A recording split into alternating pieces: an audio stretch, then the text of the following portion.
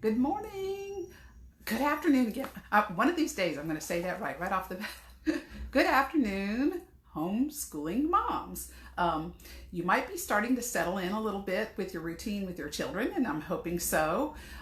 Today I'm going to start a little mini series that I will carry out today, Wednesday, Thursday, and Friday. And we will be in the Overcome Your Fear of Homeschooling book on page 10, where it talks about tailoring instruction. And so this is mostly about easing the path of learning for your child, in that there is a way that each child learns that is easiest for them.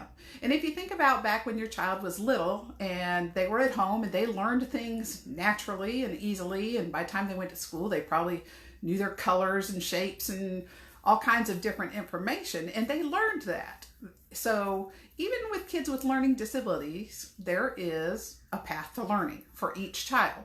Now, the paths can be varied, and they can be very complex, quite honestly. And there are a number of learning style models out there, which each child has a learning style. They have a way in which they learn the easiest and the best. And one of the reasons a lot of kids have problems in public school is because teaching is done in the classroom style, and that is often word-based. It is talking, it is reading, it is writing, it is word-based. It is what is considered an auditory learning style. Now, a lot of people think reading is a visual learning style, but it's not, because visual is about pictures, images, graphs, and things like that. So most teachers, people who want to be in the classroom, reading books, writing on the board, and talking, have an auditory learning style. And so it's natural for them to want to teach in an auditory learning style.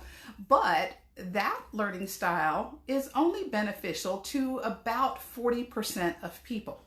And then you have another 35-40%, depending on where you look at the statistics, that might be visual learning style.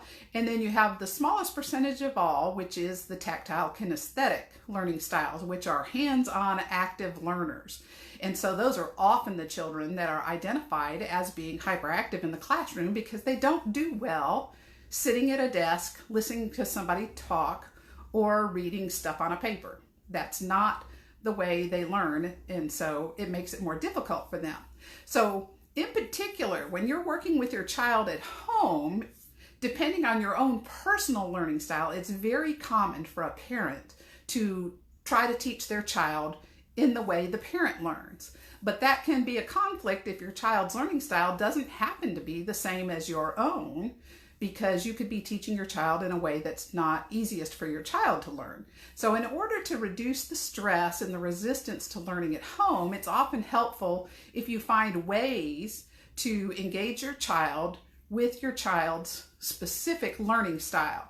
And so over the next 3 days, I'm going to be talking about different learning style models that you can use to figure out what makes learning easy for your child, so that you can use that information in your teaching. For example, if your child has a visual learning style and they are learning a concept, letting them draw their interpretation of the information will help solidify it in their brain. And for an example of that, I have my oldest son is very visual, and we were studying William Penn in our history lessons, and so I had talked to him about drawing a representation of what he was learning about William Penn. So he drew a pen with a face and hair and everything that he named William, and that was because William Penn was a signer of the documents, for the U.S. Constitution and stuff. So it was a way for him to put that information into his brain to make it stick. So with the different learning style models, there's the visual, auditory, kinesthetic, tactile, which is probably the most common learning styles model used, and it's also the narrowest. So identifying that overall global learning style of your child's is important, because that is the broadest pathway to learning. But there are also learning styles. There's a model that's called multiple intelligence, model, and that deals with different ways of learning through music, through art, through body movement, through logic, through math. There's there's different ways of incorporating learning that way. So that's multiple intelligences. It's what your child's intelligence is. And then there's another model that I really like, and it's called the Dunn and Dunn Model, D-U-N-N and D-U-N-N. And it is a model that deals with psychosocial, physiological, and environmental types of factors in learning. Does your child like bright lights or dim lights? Does your child like learning by himself, with one or two other people, with a group? There's all different environmental ways of making your child comfortable with learning. So that model helps narrow down time of day and all kinds of things like that. So what we're going to do over the next 3 days, tomorrow I will talk about the visual, auditory, kinesthetic, tactile learning style model and working with your child in those different avenues. And then on Thursday, we'll talk about multiple intelligences. And then on Friday, we'll talk about the Dunn and Dunn learning style inventory.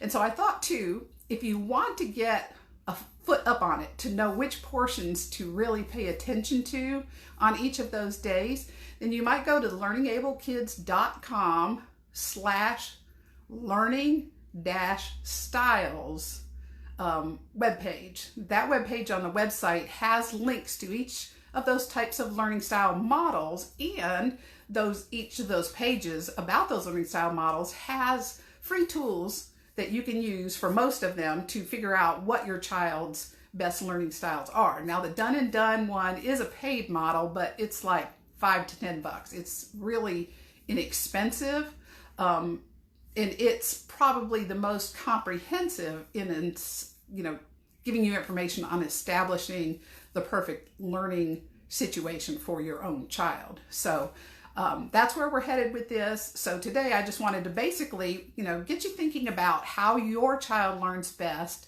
and how you might teach your child according to your child's own learning style, and trying to incorporate activities in that will make the learning easier for your child.